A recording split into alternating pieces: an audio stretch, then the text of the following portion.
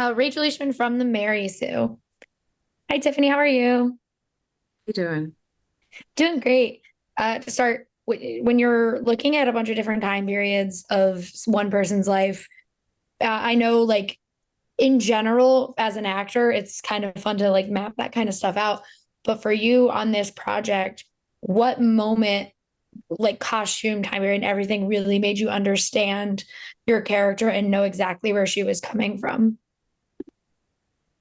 I think 2010 maybe was like the most informative, because you're seeing her like kind of fall from what had been sort of the peak of her career, um, and trying to sort of claw her way back, as she says, and and then I think somehow life is what happens when you're busy making plans. She ends up in this moment when we meet her, present day, where she's like, wait, what what happened? Where did this time go? How did I get here? So yeah, I mean, I think it was really informative to kind of see her go through that journey and maybe sort of surrender to rejection at a certain point. Yeah, and with a show like this, I do like that it has multiple genres that you get to kind of play in because not only is it a murder mystery, but I said to Sherman and Damien, I love that in the trailer it says from the executive producers of Shameless. So you're like, it's another family drama, but a completely different kind of family drama. But for you, when you are messing with all those different kind of aspects that you have to bring it all together with, what is your favorite part of this story? Like, was it the murder mystery part, or was it just like the family kind of dealing with everything? Mm. Okay, so I would say, to play, I think the familial stuff is was certainly like maybe my favorite to play. Um, and then I would say, in terms of, Hi, Tiffany. How are you? hey, where were we? Where were we? Well, I'll start again with you talked about 2010. Uh, no one's gonna know that we had a conversation prior to this, but with your character in 2010, you get to kind of see all these layers to her. And for you, when you are kind of approaching a character like that, that does have a rise and a fall and everything in a show, how do you kind of lay out her arc as an actor? Is it like there are certain music you listen to, or what is your kind of approach? I do often make like playlists for characters. I usually find it's like really helpful in processes, and there's a lot of times though that they don't really align in the ways that you would think with the characters. Like maybe this doesn't really fit, and I'll have my own personal connections or reasons for that. Um, I'm sorry, you were getting at like mapping out the character from over, for the rise and the fall. I actually didn't have, I only had access to the first half of the scripts, for a really long time, probably until we kind of got closer to filming the second half. And then, they started to trickle in like one by one. So yeah, there was like a lot, even though it's based on a book, we deviated a lot from the book. Mhm. It was also really enthralling for me to kind of follow along the journey as well and the mystery as well, because I didn't know exactly where she was going to end up, and where we were headed.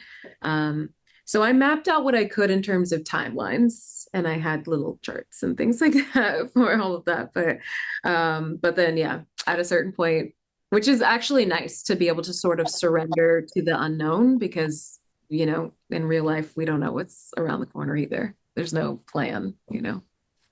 Yeah, and I think I've been saying this in all of them, but for me, watching a show like this, I didn't even need to know anything about it. I heard Forrest Whitaker's name, and I was like, "Great, you can sell me a piece of paper that he wrote on," and I'd be like, "I'm fully on board." But when you are working with someone like that, and he is kind of like the leader and also like the star of the show, how was it not only acting opposite someone like Forrest Whitaker, but also being on a set that is quote unquote his because it is the show that he's leading. Yeah, I mean, just it's honestly, incredible honor to be able to work with someone of his caliber. It was like kind of nerve-wracking at the beginning. And we're like sitting next to him at our first table read, and I was like, I haven't worked out that scene in that episode. I don't know exactly how I'm going to do this. The woman's sitting, and he's gonna, but he's honestly, he's just such a like a teddy bear of a human. He's like so like gracious and gentle and a very generous scene partner. So aside from him being like a brilliant actor, of the craft, he also just really well demonstrates sort of like the ethos that I was like trained in coming up, which was like, you know, always try to see how you could serve your scene partner. Because so many times in that, like it'll almost do a lot of the work for you. Is figuring out like how you can give to your scene partner. And he just does that like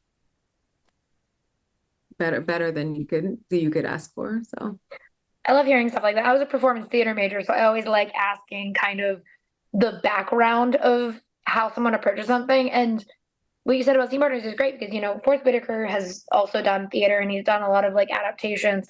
This is also an adaptation, which I think is very fun, but like you said, you deviate from it with this show. And correct me if I'm wrong, but Sherman and Damien said your character specifically was one that they wanted to kind of add a lot more to that wasn't necessarily in the book. So how did that like change? Like for you, did you bother reading the book or were you so focused on who this version of her was? I was kind of told, everything that you just said that, Mhm. she's we certainly don't get that much information about her or like the inner workings of her and all of that in the book. So I never was like using that as sort of like the Bible for Mariah. There were other ways in which I wanted to try to like research women who sort of immediately reminded me of her. But then in the actual playing of it, performing of it, I mean, she's her own woman, and it's like like this character I feel like kind of jumps off the page and chokes you by the neck.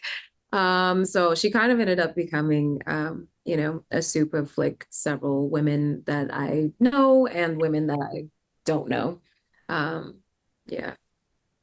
And for last question, I want to ask because I love I started to when we talked about before I started talking about the different genres the show has, but I want to know for you as a viewer with a show that has so many different kind of elements to it, what it is the part you're most excited to see in the finished product? Is it like the murder mystery or is it the family thing?